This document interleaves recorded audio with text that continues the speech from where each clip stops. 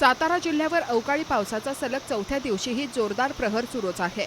कराड, वाई, पाचगणी, महाबळेश्वर आणि खंडाळा तालुक्यात मुसळधार पावसाने अक्षरशः थैमान घातलं असून जनजीवन पूर्णपणे विस्कळीत झालं आहे। वाई शहरात तर परिस्थिती अधिकच गंभीर बनली आहे। शहरातील रस्त्यांनी अक्षरशः नदीचं रूप धारण केलं असून वाहन चालक आणि नागरिकांची मोठी तारांबळ उडाली आहे। अचानक कोसळणाऱ्या पावसामुळे वाहतूक ठप्प झाली असून अनेकांना पावसात अडकून पडावं लागत आहे। पाचगणी आणि महाबळेश्वर सारख्या पर्यटन स्थळांवरही पावसाने रौद्र रूप दाखवलं आहे। पर्यटक आणि स्थानिक नागरिक दोघांनाही या परिस्थितीचा फटका बसत आहे।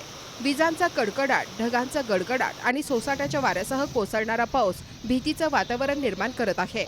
दरम्यान कराड तालुक्यात गारपिटीसह मुसळधार पावसाने शेतीचं मोठं नुकसान होण्याची भीती व्यक्त केली जात आहे। काढणीस आलेल्या ज्वारी आणि आंबा पिकांवर संकट कोसळलं असून शेतकरी चिंतेत सापडलाय।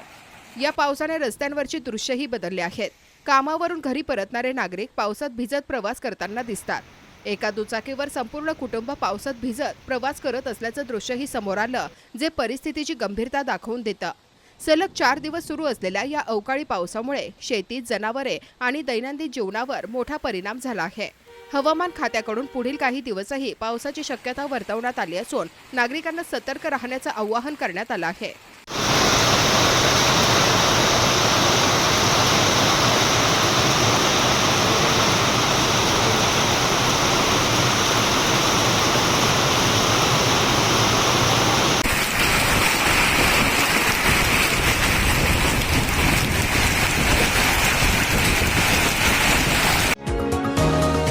तुम्ही पाहत आहात विस्टा न्यूज मराठी।